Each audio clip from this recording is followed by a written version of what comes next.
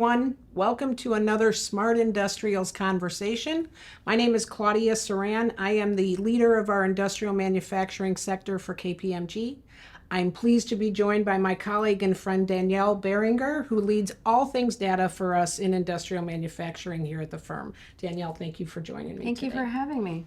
We are going to talk about the topic of data modernization. That's a mouthful, literally. Why don't we just start, Danielle? Can you unpack that term for us? What does it mean, and certainly how is it evidenced in our clients? Absolutely happy to do that. So, data modernization really is all around value delivery. When we look at traditionally how people were approaching data, often they were focusing on only one dimension. They were leading with technology heavily or leading with process. We like to think that that value chain is really what data modernization is about, and it's ensuring that both IT and business stakeholders are involved together. But most importantly, it's around all three critical parts, which is technology, people, and process transformation. And that's a lot, right? In our clients, that almost sounds a little overwhelming, even just given sort of the wide view. You know what I'm picturing, Danielle? I think about that show Hoarders, where you open one closet door and things fall out, and you open another door and things fall out, and it gets to feel a bit overwhelming. I'm envisioning our clients in that situation when it comes to data. So where do you start? Where do we counsel our clients to start? Yeah, I absolutely agree. It can be very overwhelming, especially considering, particularly in industrial manufacturing, the experiences that people have had to date, right? A technology proliferation, a lot of heavy integration of systems. Also, the presence of manufacturing IT sometimes being separate from corporate, right? And there's that brick wall in between. And how do we have that interoperability? So the ways that we approach that in a more simplified manner that isn't overwhelming, I would say there's several. The first is really looking at the business strategy being aligned to the data strategy, being aligned to the AI strategy, right? Who are the participants? Who should be part of a conversation where business enablement and value is led by the business, and then it's technology enabled? So, having a clear idea of strategy. The second would be to pick some pilots. It's impossible to boil the ocean. It's a massive effort. And to your analogy, it can be really overwhelming, especially when you look across the data estate. Often our clients in this space are still working on their cloud modernization. They're still working on their long ERP transformation journey, but they want something satiating in these short bursts of innovation. So I think making it, a reasonably sized, medium complexity pilot that everyone in the organization can follow. They're following along, even if they're not in the immediate perimeter of that. But then that way, you're really evolving the organization, the culture, to be more data-centric. We're starting to get people those insights faster through more near real-time data, absolutely essential in manufacturing. And then people see the cultural change where the business has a greater ownership in that data. They're participating in the day-to-day activities. And that is really what builds that momentum so that eventually that target operating model becomes just part of the DNA of the organization. And doing it in those smaller slices definitely makes it a little bit more manageable. Gosh, there's so much there. I love your point on it's got to align with the business strategy. Let's start small, pick a pilot, have a success. So those are some things that's when it works well. Yeah. But maybe I'm thinking in a glass half full, glass half empty sort of scenario. Where does it go wrong, or where could it go wrong for our clients? Yeah, there's several cases that we see across a lot of the different patterns of types of projects. I would say the first is over-indexing on it just being a technology problem, right? It has to be something where we're focusing on the business outcome. And the way that we do that is upfront we discuss with our clients, what are the value levers? Is this a cost takeout? Is this technology simplification? Is this creating a new revenue stream? Are we focusing on regulatory compliance? Are we trying to transform operational excellence in the plant? Really knowing what the value lever is extremely important. So organizations can fall down and have difficulty if there's not a value proposition up front. That's probably the first one. The second one would be to not have the correct stakeholders participate in that initial activity. You know, the requirements that will drive what the outcome is really should be rooted deeply in the business. It should be business led and IT enabled.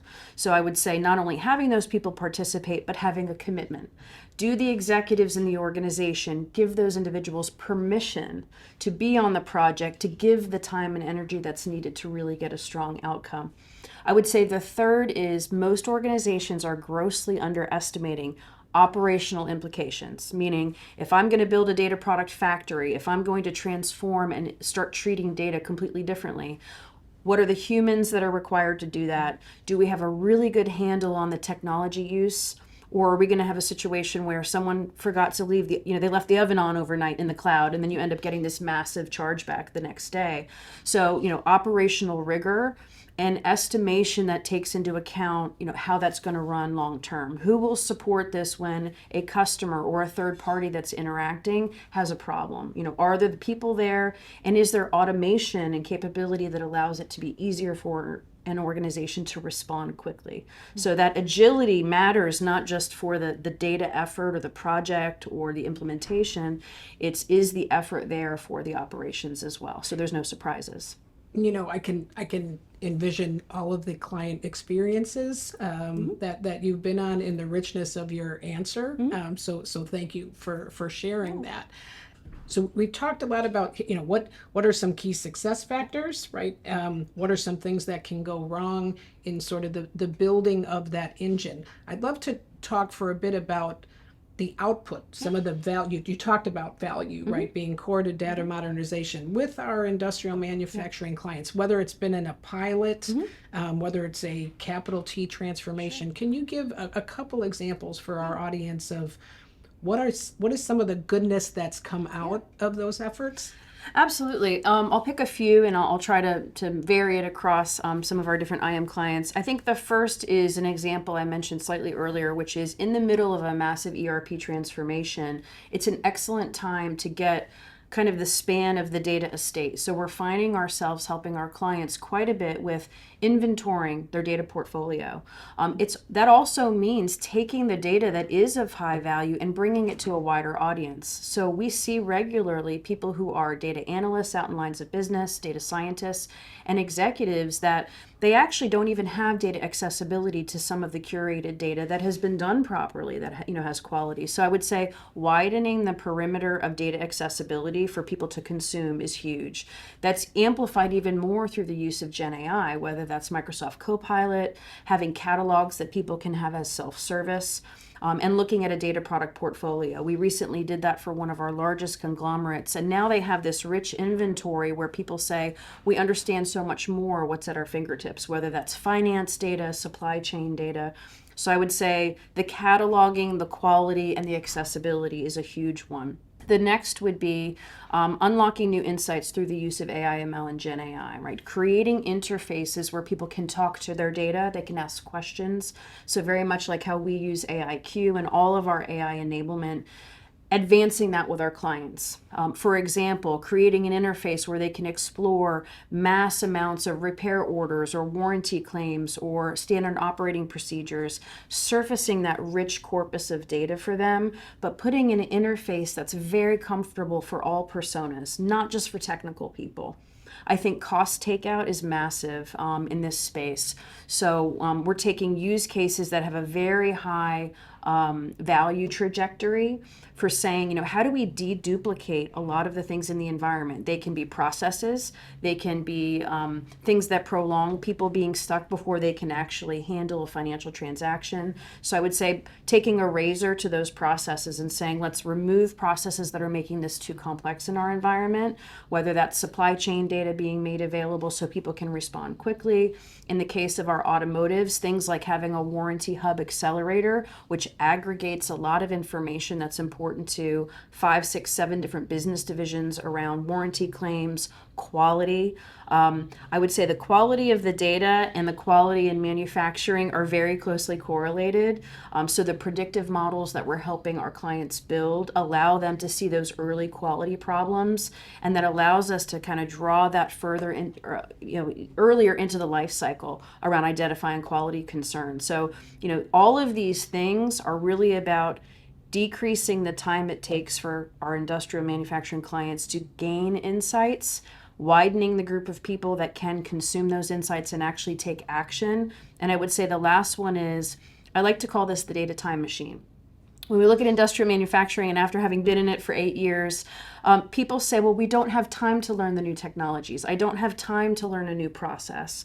Well, what we're doing effectively with giving them higher quality data at a faster rate, but with more context, we're taking time they were spending drowning in spreadsheets or waiting for that data to arrive, and that data is already aged, right? We're compressing that time, and we're actually giving them back time that can be spent on things they wouldn't have gotten to for 2 weeks.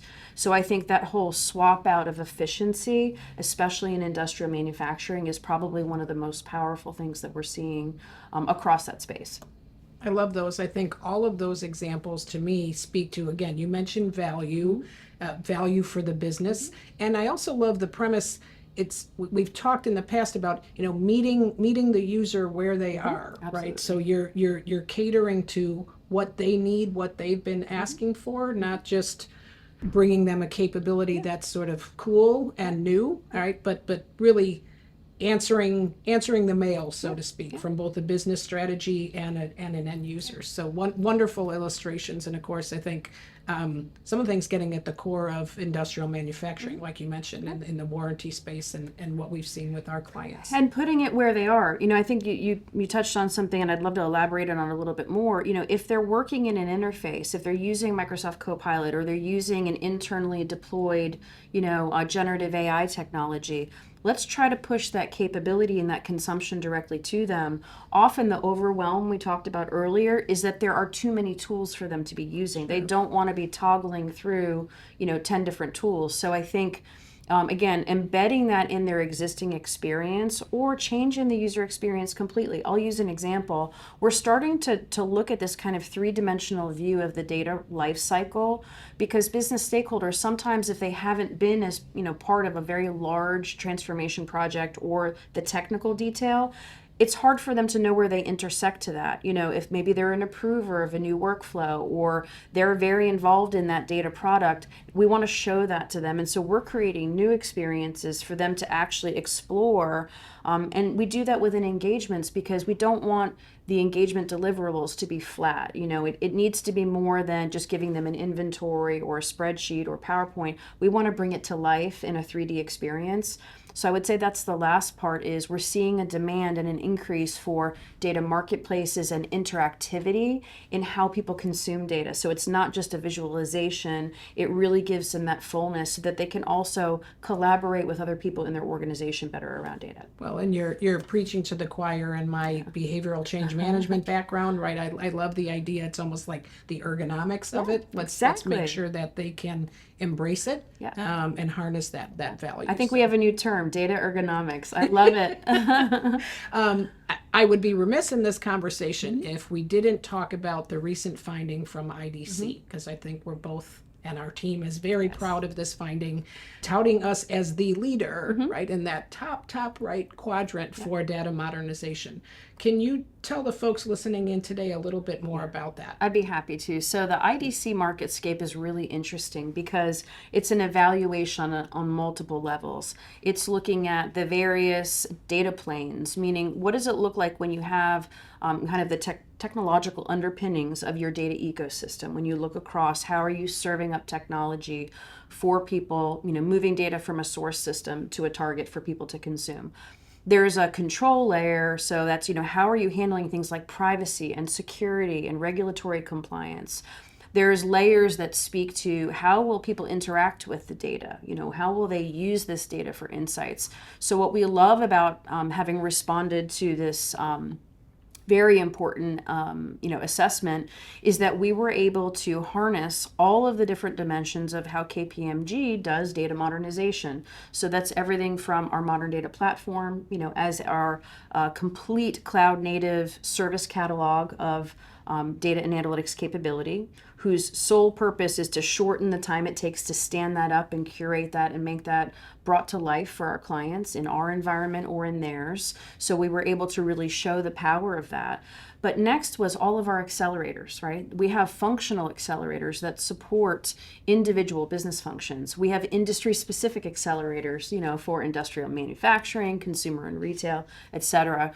But we also were able to join to that all of the things that we have developed for clients as success stories, things that have delivered value, but also velocity and our frameworks and the way we approach data management so that we're bringing that entire portfolio. And so what was so nice about the IDC MarketScape rating is they really got to see the whole portfolio, all those different facets of how we deliver the technical components, but really importantly, change management, overall transformation, and how data is so ingrained in finance transformation or cybersecurity and the data for that. It really was a fully fleshed picture. And I think it gave us a chance to really go through that whole portfolio and our approach and framework as a firm.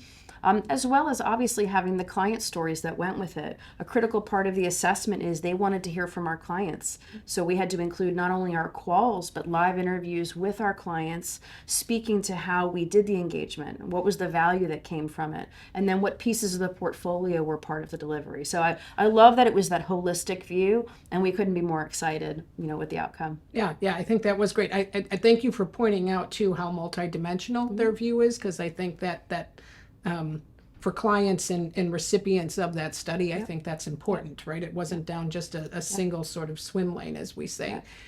And there's one other point I forgot to make, which is really important, which is the alliances. So, within our portfolio, all of the alliances and ecosystem work we do for developing with our alliances, for embedding that technology in the stack, there is huge power with that. And I think that lift we get from capability is so important. I absolutely didn't want to leave that out, because in addition to the client stories, we also had really, what types of alliances are most prominent in this space for data modernization, especially considering how fast the market is changing and everyone is adding all of these new features, including Gen AI related features to data management. At the end of the day, not everyone loves doing data governance or data lineage or data quality, but part of what I think IDC got to look at too is how are we enabling Gen AI on the data management itself? And I think that was really powerful. And again, that comes through that strong partnership with our alliances. I couldn't agree more. I think the alliances are, you brought up velocity, right? Our ability, I think, to exercise that gets enabled with alliances, and near and dear to my heart, right? The industry specificity, how we're able to really put together solutions for, in this case, industrial manufacturing.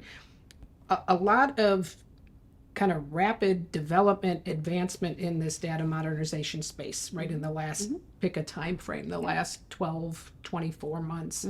But let's put a crystal ball here on the table, Danielle, and say, I might ask for a prediction or two in terms of the evolution of this data modernization space. Where do you see it going? Maybe a year out, maybe 5 years out? Sure, happy to do that. I think the most prominent one for me is, having been in data a very long time, one of the most fundamental challenges is the interaction between the business and technology teams around data.